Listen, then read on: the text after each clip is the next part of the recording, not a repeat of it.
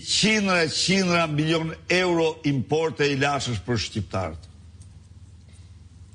Arbesa Prifti, çfarë mendimi keni për protestën e banorëve të zonës naftmbajtëse të Patos Marinzës, që bankers nuk i njeh kontratat dhe presionin që po u bën për përgjysmimin e çmimit të qeras së tokave? Mendoj se banorët kanë absolutisht të drejtë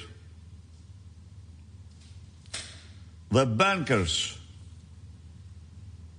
duhet të çdëmtoj për të gjitha pasojat e krijuara nga metodat teknologjike që përdoren për nxjerrjen e naftës në atë zonë.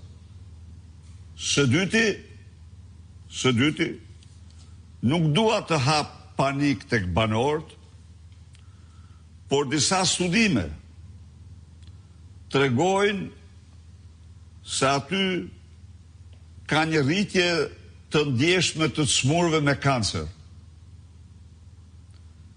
Dhe ata njerëz të pambrojtur, pa shtet, se në çdo vend të botës